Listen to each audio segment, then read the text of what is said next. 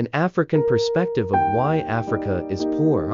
Africa, the land of contrast, the birthplace of humanity, the motherland, splendid in all of its existence, from its hills and valleys to its glorious vistas and scenery, from its thick rainforests to desolate and encroaching deserts, from its different cultures, peoples and tribes, to its different expressions of beauty, fashion, and art, from its glorious kingdoms and civilizations that span as far as the four corners of the world, to the richest man in history.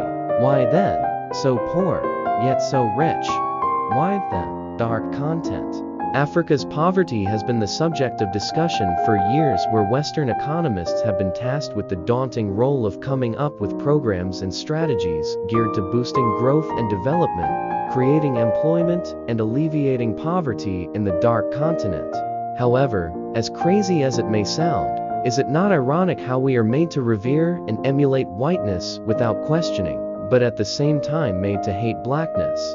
While our economics and history is astonishingly decided by white people in major conferences without the involvement of a single black or African person. Think about that for a second.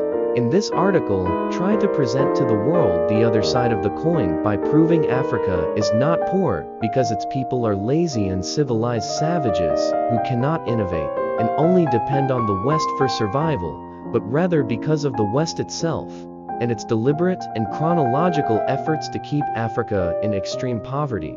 My goal is to unmask biased viewpoints and mindsets strategically, systematically, consciously and subconsciously presented to the world by racist and supremacist scholars who look down upon Africans to continue their inhumane agendas through denialism and historical negationism to rob Africa of its people and natural resources.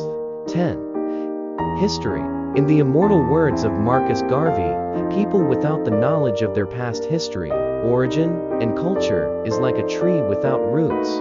It is without a doubt much, if not all, of African history has either been massively denied, rewritten, largely misinterpreted, whitewashed or deleted for the glory of the white man, and to my dismay, for the destruction of the black man. Even with undeniable archaeological evidence, in structures that still stand up to date, ancient records and books that clearly show the achievements of Africans, destructive knowledge has found its way to our learning institutions and is fed into our minds generation after another.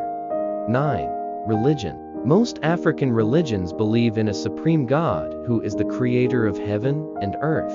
To justify slavery, both Christians and Muslims use their respective religious books to rape, kill, steal, and separate Africans from their homeland. They had no regards whatsoever for traditional religions, and used fear as a weapon to weaken the minds of Africans and to cover up their real intentions, which apparently to them is God's will. This is further seen during colonialism, where Christian missionaries outrightly sought out to use the sacred scriptures in a genocidal way to keep Africans poor and ignorant.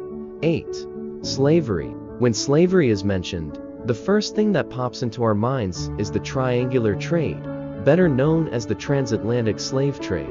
Yet we somehow forget or are completely unaware of the Arab trade that took place in the 19th century on the eastern part of the continent, which paved way for the transatlantic trade and did the same amount of damage, if not worse, than the West. Some major difference between the two forms of slavery was that the Arabs did not fully depend on their slaves to build their economy, unlike the West where slaves were the engine powering economy and growth. Another notable difference worth sharing was an Arab slave could climb up ranks and even inherit property, contrary to what would happen in the West, where even if freed, a black man risked being taken back into servitude or even get killed. Nonetheless, this does not glorify or justify either side for their treatment of slaves, but rather condemns the entire system of slavery and the exploitation of the African man. 7. Colonialism. No sooner had slavery ended than colonialism began. In fact, there was barely a 20-year gap, if any at all. The Western world abolished slavery in the 1800s, with Brazil being the last country in 1888, but it was such a lucrative business with high return on investment, and as you may have guessed, this did not sit well with a lot of European countries. Therefore, The Berlin Conference was held in 1884–85 to divide and colonize Africa after all the bloodshed and destruction caused by slavery. The United States was invited to the conference, but later declined to be part of it. But this did not stop the rest of the Western world from trampling on Africa once again and aggressively exploit its people and natural resources. Britain, France, Germany, Belgium, Spain, Portugal, and Italy all established colonial states and drew the current boundaries of the African cake, further dividing one against another for their own personal gains. 6.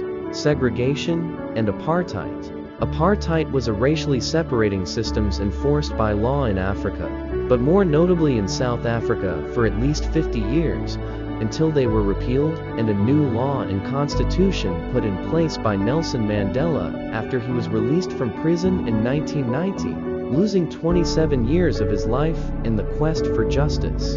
Prior to this great achievement by Madiba in the spirit of Ubuntu, blacks lived in reserves in poor conditions with little to no sanitation at all, where poverty crippled the development of Africans in the slums, leading to very poor quality of education. Blacks were required by law to carry passes day and night, and without it risked prison or a beating to death. Efforts were made to further divide Africans in the slums among themselves, to give Europeans more power, much like Jim Crow South in America. 5. Neocolonialism. Africa gained independence from European countries after the Pan-African Congress of 1945. Although the continent was already wallowing in poverty from centuries of genocidal acts and exploitation by European powers, neocolonialism, the last stage of imperialism, masked under the pretext of aid and development for Africa, continued oppressing Africans and keeping them in diseases, hunger, and illiteracy. The European governments cherry-picked leaders who put their interests first, but if the leader would defect from European ideologies, tribal wars would be instigated among different ethnicities to oust the president, leading to endless civil strife, coup d'etat, and plethora of wars. For land grabbing, more than 60% of land grabbing and acquisitions in Africa are by foreign corporations at rates only recently seen during colonialism period. Land is used for growing food sold to European markets for profit, but none of it used for alleviating poverty and hunger in Africa. Land grabbing creates internally displaced people who move to other tribal lands in search of water and food, leading to War. 3. World Bank and International Monetary Fund. The two strongest and most influential global financial institutions were set up after World War II to rebuild broken economies of Europe and to avoid another depression caused by unregulated world markets with majority of shares and the strongest economy in the world. America dominated and controlled both institutions under $1 one vote 2 tax avoidance and money laundering. Reports have estimated that in the past 5 decades alone, over $800 billion has been lost through illegal transfers and money laundering schemes designed to conceal revenue from foreign companies. With the goal of maximizing profits, these foreign nations take full advantage of the host nation, a weak government, to practice corruption and encourage illicit outflows to offshore accounts where some of the money is used for funding terrorism and drug trafficking. 1. Media. The traditional school of thought, widely accepted thanks to the media, is that the West pours billions of dollars in Africa to develop its economy, but no matter how much money is spent, Africa never seems to grow. Recent research has disapproved this and shown that foreign aid is actually lower than what Africans in the diaspora send back home and only constitutes less than 2% of the GDP.